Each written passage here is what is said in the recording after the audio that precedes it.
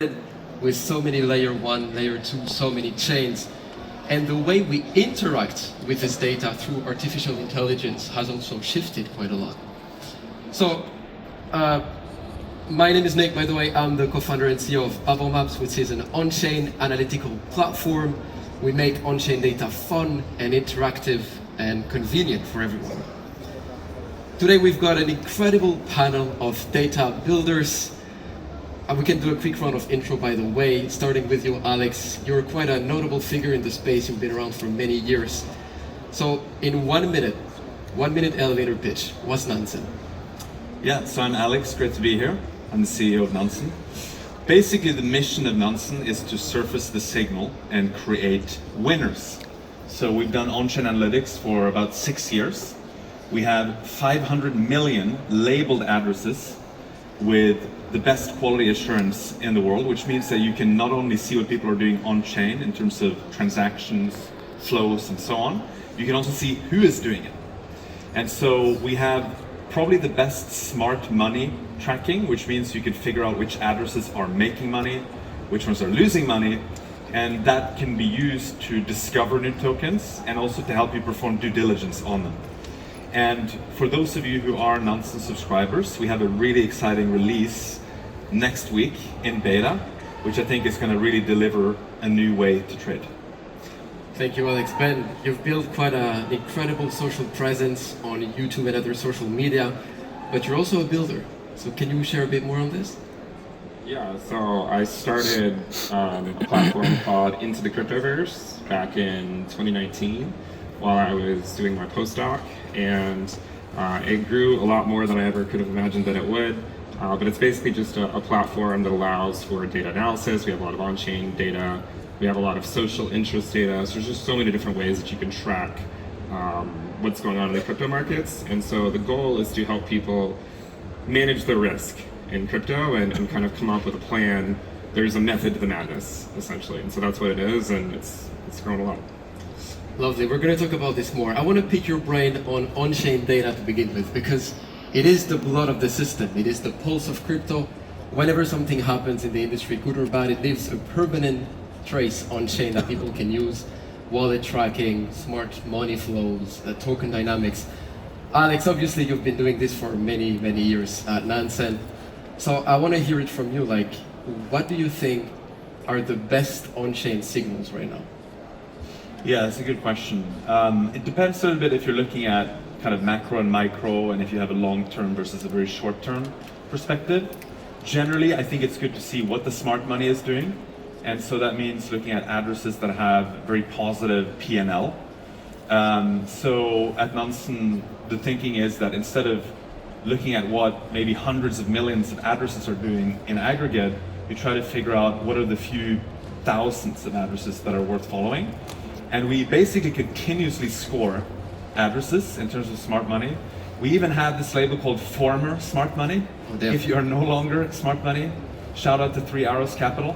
And so that means you can basically follow what people are doing on-chain. So we also have subcategories of smart money. And so you can look at meme coin traders, you can look at yield farmers, you can look at perps traders. And so one thing we've spent a lot of time this year on is actually hyperliquid and figuring out what the smart money is doing on hyperliquid. So we have smart perps traders as well. Okay. And so generally I would look at what people are doing. I think it's a good way to kind of aggregate and synthesize what's happening on chain, because there are narratives that change. It's really difficult if you lock yourself into one specific strategy, one specific metric.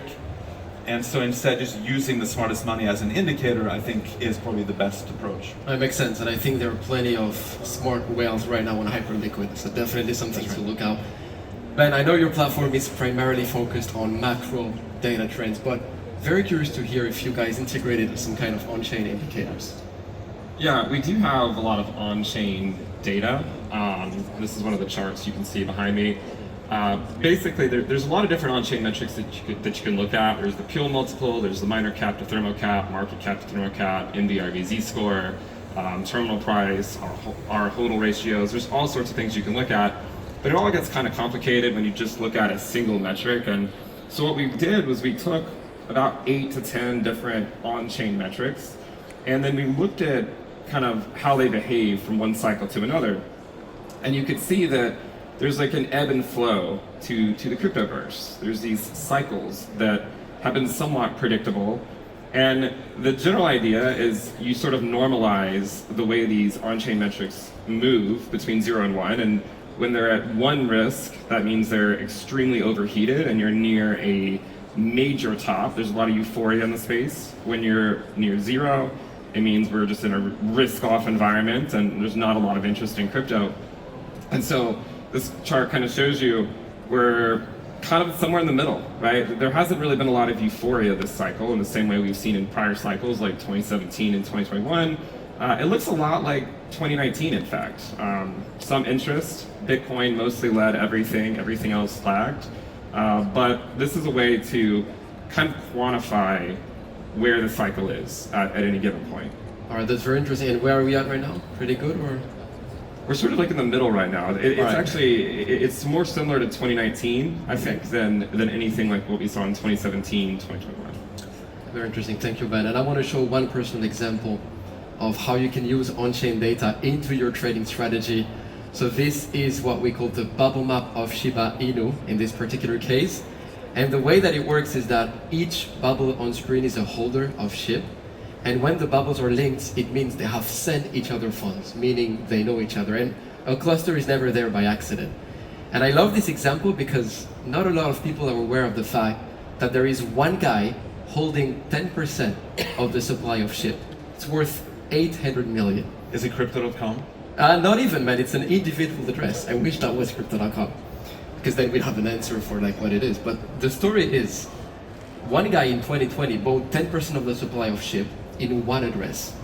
And everyone then was skeptical because they were wondering, like, who is this guy who's holding that much? And in an attempt to stay hidden and invite more people to come in, he decided to split this initial 10% across multiple wallets. And that's the kind of the frame you see here. September 2021, 3 addresses, then a dozen addresses, and today he has 150 addresses. So my guy is really trying to be low key.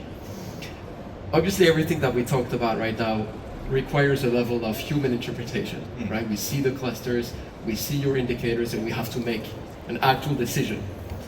So my question for you is, with AI, maybe this is going to change. Maybe we won't need this level of human interpretation. So Ben, I want to hear it from you. How do you see, what's your vision of how do you implement AI on your platform? Yeah, so we're working on that right now. There's a lot of different charts that you can look at. For instance, you have, this is the 30-day moving average of the supply and loss of Bitcoin. And what's really interesting is that it's very cyclical, right? It's very cyclical. When they cross, that tends to correspond to market bottoms. When they're at the, at the other end, it tends to correspond to peaks. And this is one chart. We also have the next one, which is the social interest in crypto. And this is another chart that shows you it's a lot more similar to what we saw during 2019. You had quantitative tightening going on. You had the Federal Reserve lowering interest rates, but the Fed funds rate was still above this theoretical neutral rate, which might be approximated by the 2-year yield. There's so many different things you can look at and so many different charts. And so what we're doing is we're trying to implement some form of an AI bot that you can kind of just ask it questions and get an idea of what's actually going on, rather than have to sort of filter through all the charts yourself. So the idea is to take the thousands of different charts that we have, a chart like this as well, that it's the price of Bitcoin color-coded by social interest in the space at any given time, and to take that and kind of tell you, like, where in the cycle are we? What should we expect? That's the general idea we're working on right now. Oh, that's interesting. That's a bit similar to what Alex is building, actually. Let me jump in just quickly. At Bubble Maps, we've actually worked a bit with AI. So there are 2 things we're working on. The first one is advanced clustering heuristic. Like, for example, instead of connecting wallets based on transfers, we can connect them based on timing.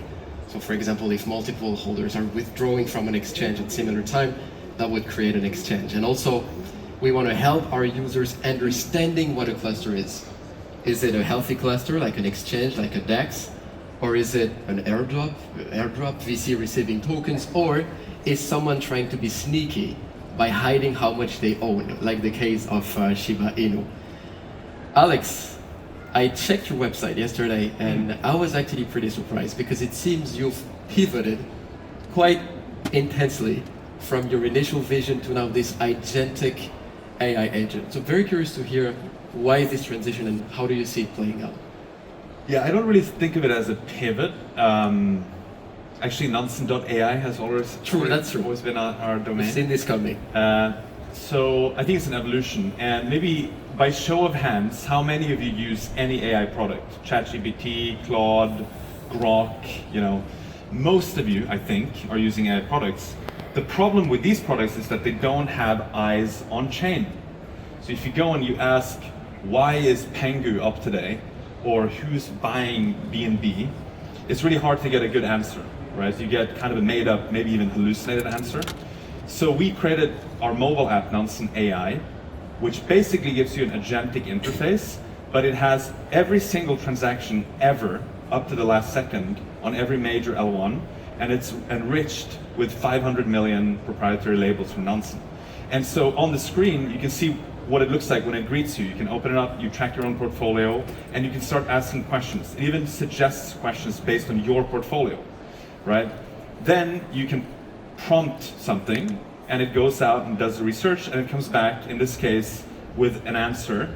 And if you go to the next slide, the thing that we're really excited about, which we're going to roll out to our pro subscribers next week in beta, is that why do you do all this stuff? It's because probably at some point you want to make a transaction, you want to buy a token or sell it.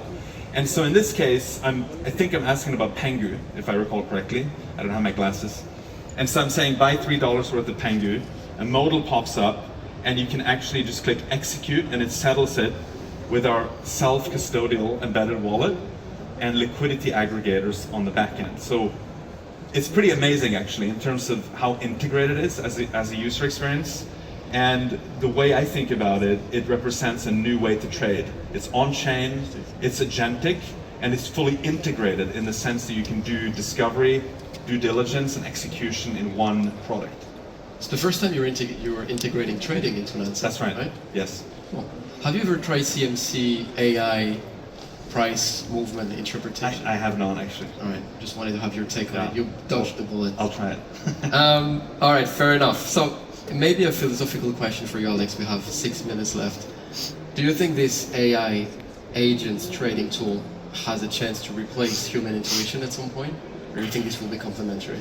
I mean, I think it's going to take a long time if that happens. Like I like to use the metaphor of self-driving cars, right? Like if you bought a Tesla, you probably are not getting into it in the passenger seat right away and just let the car drive. You kind of want to sit in the driver's seat and have your hand on the wheel. And then after a while, maybe you take your hand off the wheel. Okay.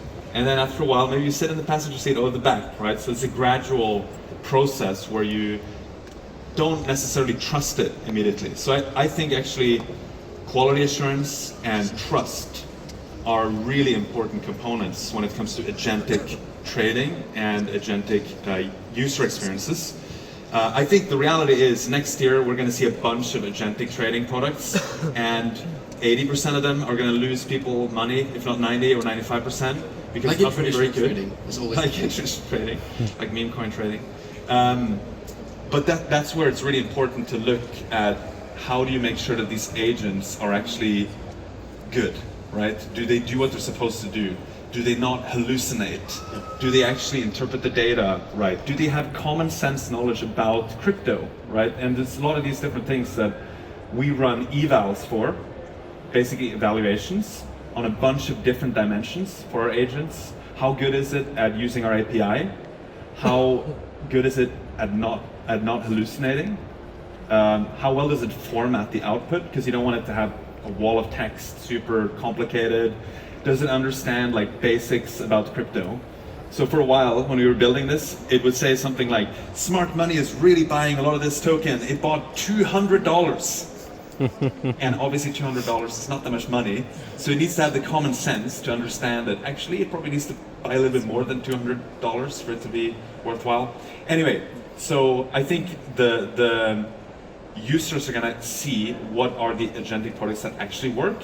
And then I hope we will also have more benchmarks, just like LLMs have, to measure how good the agents are at doing certain on-chain tasks. That's super interesting. I wish we could talk more about it. We have 3 minutes left, so 1 minute each. I want to wrap it up on a positive note. I want each one of us to share a big win which is either some of our users who made a positive trade with our platform or avoided a big loss, and when we made an impact. I'm happy to start with this example. It was earlier this year. I remember this very well because it was Valentine's Day, so I was at the restaurant, very romantic setting, and then in the middle of it, Javier Milei, the president of Argentina, decided to launch his meme coin. So I ran away from the restaurant, which is not super romantic, and I went back to the office because I wanted to understand what is happening right now with this token. And I checked on Bubble Maps and I saw that a huge cluster of connected wallets, which belonged to the team, was selling Libra, the token. And the cluster was like shrinking in real time. So we made a thread immediately saying, guys, there's something wrong here. And a lot of our users actually saw the same. They didn't need us. And they didn't buy in. And a couple of hours later, Javier Milei deleted his tweet of endorsement, and then we learned a couple of days later that it was in fact Hayden Davis behind it, who ended up on an Interpol notice. So we managed to avoid our users some troubles here. Ben, how about you, man? What's your proudest win with Intro to the Cryptoverse? Probably the biggest thing over the last few years is Bitcoin dominance in general. Back in 2021, Bitcoin dominance was at like 39%. And we talked back then about it going at least to 60%. And so there's been a lot of really strong narratives the last few years of like win alt season and all that stuff. And I think a lot of people have lost a lot of money buying a lot of random micro cap meme coins and chasing those gains when all you really had to do was buy Bitcoin. And you know, we saw Bitcoin dominance go from 38, 39% all the way to 66%. And it was Bitcoin dominance chart is color coded by the social interests that we were talking about earlier. And it shows you that when you don't really have a lot of new retail coming into the space, like we did last cycle, that when we had tighter monetary policy, you're better off sticking with Bitcoin. And so, like in 2022, people said like all season will be in 2023, and then in 2023 they said it'll be 2024, and so on and so forth. And now they're pushing the can, they're kicking the can down the road once again. And it's just one of those things where if you looked at the metrics for the last few years, you looked at monetary policy, you would have known, hey, just stick with Bitcoin and you're going to outperform most everything else in the space. That's a bit of a depressing reality, just hold Bitcoin and forget about the fun. But I agree, I totally agree. Alex, what do you think? What's your two quick ones. We had a fund that was able to avoid the Terra collapse because they used our feature Smart Alerts and were monitoring the curved liquidity pools. And they saw that they were depegging there and pulled their money. They saved tens of millions of dollars. That's one. The other one is there was a girl in Mexico who messaged me and said that she had turned $500 into $1 million using Nansen. And that felt pretty good, if I'm being honest. So yeah, can't guarantee that's going to happen with everyone. Yeah, but it was a good story. So. Awesome. Did you ask for a commission? That would be reasonable. All right, everyone. We're going to wrap this up. Thank you for your attention, and we're going to be just around. We have booth. Come and see us. Thank you, everyone. Thank you. Пока они тут говорили, здесь уже использовали Thank you guys. I knew Ben would mention Девочки. Bitcoin dominance on this session. I just knew it. I had my counter ready. Also